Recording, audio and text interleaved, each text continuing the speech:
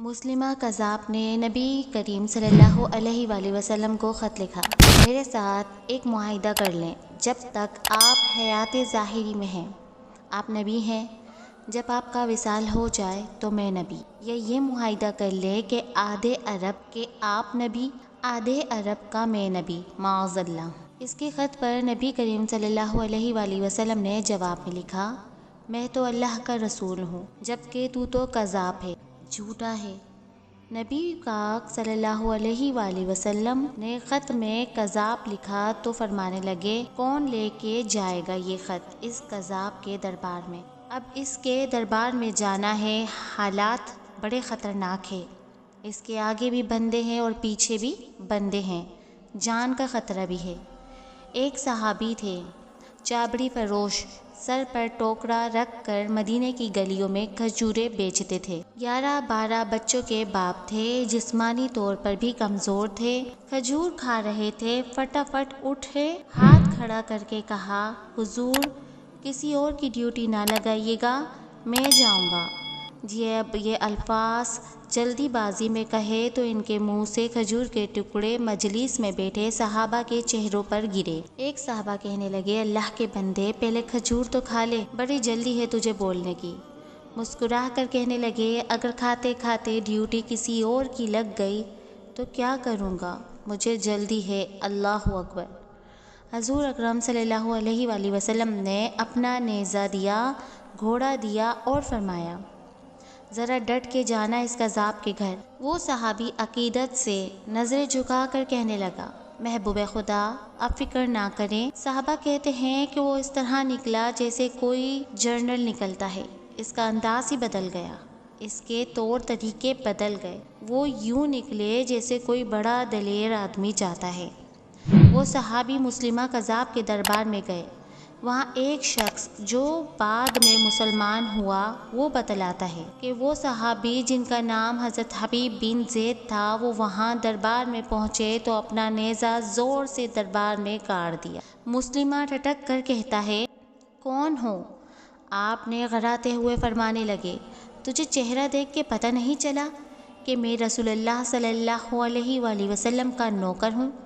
ہمارے تو چہرے بتاتے ہیں کہ نبی کریم صلی اللہ علیہ وآلہ وسلم والے ہیں، تجھے پتہ نہیں چلا کہ میں کون ہوں؟ مسلمہ کہنے لگا، کیسے آئے ہو؟ بے نیازی سے فرمایا، یہ تیرے خط کا جواب لے کر آیا ہوں۔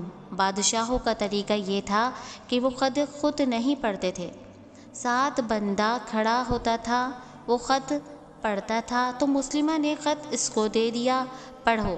جب اس نے خط پڑھا تو اس میں بھی لکھا تھا، تو کذاب ہے۔ یہ جملہ وہاں موجود سب نے سن لیا، اکیلے میں سنا ہوتا تو بات اور تھی۔ وہ لوگ آگ بگولا ہو گیا، آنکھیں سرخ ہو گئی۔ سامنے حضرت حبیب بن زید تھے، غصے سے تلوار لے کر اٹھا اور کہنے لگا، تیرے نبی نے مجھے کذاب کہا، تیرا کیا خیال ہے؟ حبیب بن زید مسکرا کر فرمانے لگے، خیال والی بات ہی کوئی نہیں، جسے میرا نبی کذاب کہے وہ ہوتا ہی کذاب ہے۔ تو 7 سمندروں کا پانی بھی بہا دے تو تب بھی تیرا جھوٹ دھل نہیں سکتا۔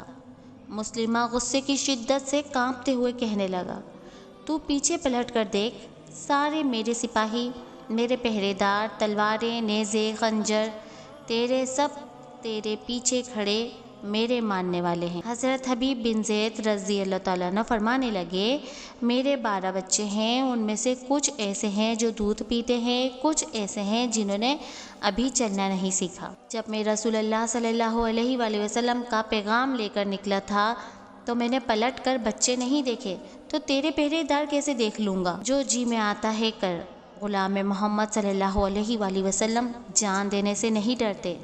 مسلمہ نے زور سے تلوار ماری، بازو کٹ کر گر گیا۔ کہنے لگا، اب بول، تیرا کیا خیال ہے؟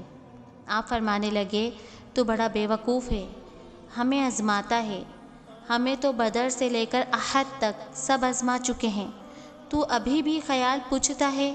میرا خیال وہی ہے جو میرے نبی نے فرمایا۔ مسلمہ نے پھر تلوار ماری، دوسرا ہاتھ کٹ کر گرا اور کہنے لگا، میں تجھے قتل کر دوں گا، باز آ جا۔